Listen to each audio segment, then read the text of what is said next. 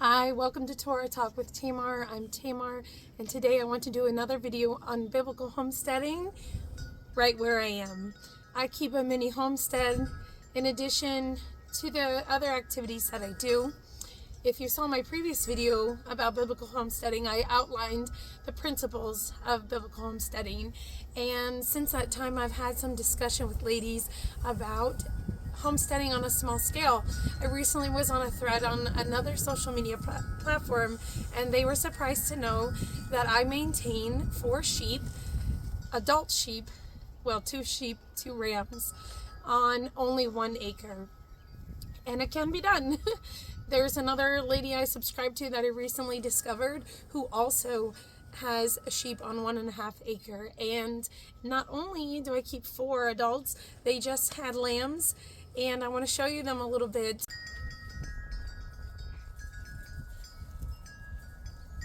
I do pair my sheep and rams in a monogamous manner because that is biblical. The animals went into the ark 2 by 2, 1 female and 1 male. And to be more specific, 1 pair of every clean animal and a couple more pairs of every unclean animal. So we're in lambing season. Spring officially starts tomorrow, which is very exciting. And we have some new lambs, and I want to invite you on my journey as I learn to milk my sheep and produce cheese, butter, and hopefully yogurt also from my sheep. Traditionally, here in the Appalachian Mountains, the people that came here or had lived here before kept sheep for dairy, and many of the families were poor and they could not afford a cow. They had sheep. Many families throughout history have had small homesteads, especially in pioneer America. Not everybody had a large farm or large estate. Usually wealthy families had a large farm and a large estate, and your common peasants, like myself, had a smaller farm or homestead that provided them meat and dairy. And you can see in the background here one of my sheep with her lambs. It's very sweet. This is my female sheep, Walnut, with her lamb that my daughter named Sparkles. It's very sweet. So this is the ram that I'm hoping to pair her with eventually. The male ram she was with before passed away, and we did have to bury him, but it's very sweet because I noticed that Espresso here, who I named because I'm a big fan of espressos and cappuccinos, has been looking after her little guy here as well. Isn't he just so sweet? He was born about 5 days ago, and he does like to sunbathe. These are Azuka. Azuka's babies, Azuka means sugar in Spanish, and I named her. That's her ram husband there. And these are her 2 babies. Malak, which means star in Hebrew. And the gray one is Stardust. So once my daughter had named the other one Sparkles, we went for names that were similar. So they're 4 days old. As soon as the warm weather hit last week, these released from her womb, and she did a great job.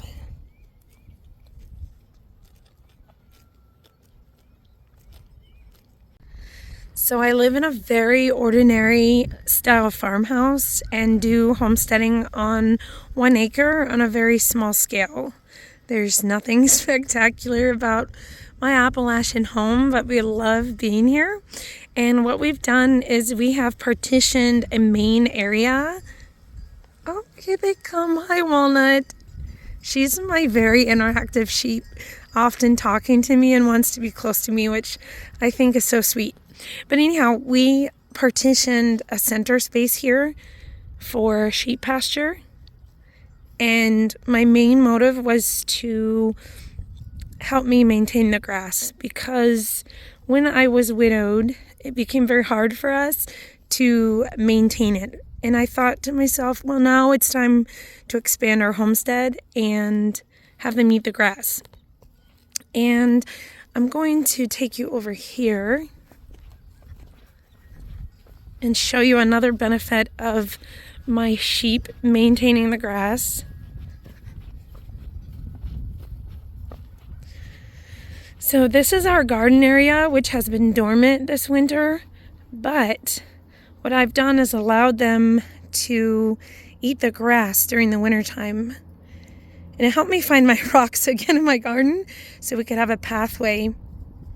But it also helped to keep the grass down so that when we come back here and till soon, well, actually starting tomorrow, it will be easier to till this down again. And let me show you here. We had a few problem areas last year that struggled to grow, but if you can see those dry clumps on the ground, this has been really great, even though it's unsightly. The sheep help to maintain the ground by leaving manure. So I allow it to decompose into the soil and then we till it. So it's not directly touching our crops. This is my greenhouse here. Everything is a little bit cluttered because we just threw it there after late fall. We were very tired and needed that winter rest, but we are refreshed and ready to go again. And as you can see here, we've purposely scooped up and dropped some manure in this area to replenish the soil, and it's decomposing. Then we'll come here and till it straight into the ground starting tomorrow. And it won't directly be touching our crops. It will break down into the soil, which will be great because it can really grow some good food. So that's a secondary benefit of having the sheep. Firstly, for dairy. Second, to maintain the grass. And third, to provide us with manure. So let's talk about the economics of this. So one thing I've commonly seen online is this expectation that in order to have a homestead, you have to be very wealthy. And also people being surprised that as a widow with 7 children, that I'm still able to homestead. But we've done this in a way where we actually have invested small amounts and gotten a profit. And this is the way that many people historically who were on a peasant's salary could afford to homestead. So I started out by investing $300 into female sheep, and I later, about 6 months later, when they were getting towards maturity, I invested another $400 in 2 rams. And there's been about $25 to $40 a month of additional supplementation of feed when grass has been low, or when I had to purchase collars to train, lead them around. And as I've put up fencing, that has diminished as a need. So then we invested about $500 in fencing. So I've got about $1,000 investment over a 1-year period in building up the sheep and rams on my homestead. So I also calculated how much it would cost for me to hire somebody as a widow to cut my grass, and it would cost me a lot more. The other thing is, now I'm going to get the benefit of having dairy from my sheep, and I have the benefit of manure. So I've actually gotten more back than I have invested. And this is why homesteading for peasant class people, when you had land or had a large family, became profitable. The amount of milk that I'm going to be able to draw and create dairy products from to feed my family is going to mean that I've turned a profit on my homestead. So it's very practical when you're living on a small budget to do this. My 1 acre here is not expensive at all in Appalachia. My ratio of income to mortgage is good. And I would say if you want to be a small homesteader, one of the key things to do is to find an area where the income to mortgage ratio is beneficial to you. One of the often overlooked benefits of having sheep is the aesthetic beauty of them. It's so nice to be sitting on the porch or looking out your kitchen window or walking around and just enjoying the general splendor of the flock as they're around you. And our homestead is nestled here in the beautiful Appalachian Mountains. Homesteading has been a tradition here for hundreds of years. And you can see here, this is the garden portion of my small homestead. If we walk over here, this is my small greenhouse where I grow herbs, and I will take you on a tour of the inside as spring continues. We use all this area here for growing, and this spring we're going to be expanding back here. It's under construction, but we will be planting more and start bee boxes, so look for my videos on those. From the back side of my homestead, you can see that the acreage is not very large. And, you know, my homestead is not a traditional fancy estate. We make do with what we have. We have used an old bed as a gate. Let me show you that. This is traditional homesteading. That poor peasant class people used what they had and they made it work. So you can see it's fallen down on the ground here. More project that will begin as spring opens. That will be one of our carrot boxes. So this is a bed piece that we used from an old bed, and instead of throwing it away, we use it here to close off this portion for when the sheep are not allowed to graze in the back of the garden. I do control where the sheep graze, and I do rotate them.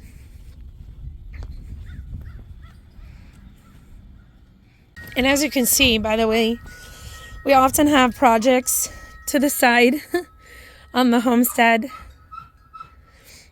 I am not a perfectionist, and one of the things that allows you to run a homestead when you have a large family is letting the work go at its own pace. You don't have to worry about being fancy all the time.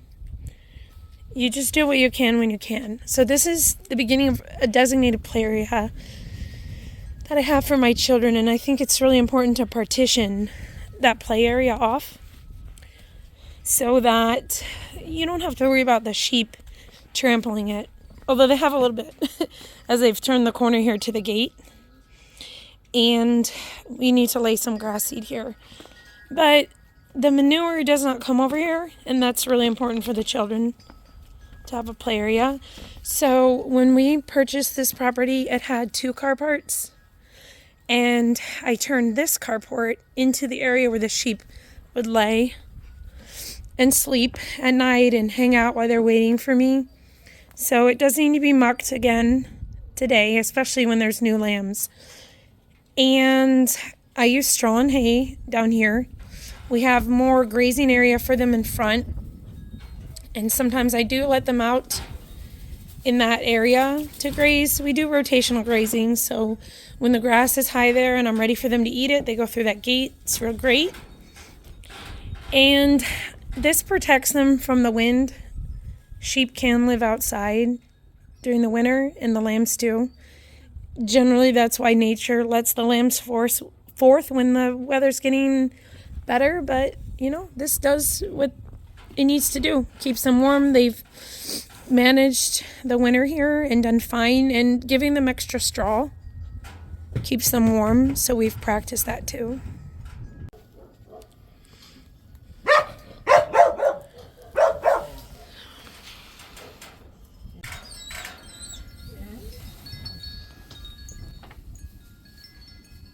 Well, thanks for joining me today to talk about my small mini homestead, which functions for us. It serves a great utilitarian purpose for us, and we enjoy it a lot. And I would like you to continue and join me on my journey as I learn how to milk sheep and make dairy products out of it. Don't forget to like and subscribe. I'm going to continue to do videos about homesteading on a small scale and from a Torah-based point of view. Tamar signing off from the beautiful Appalachian Mountains in Southwest Virginia. Shalom.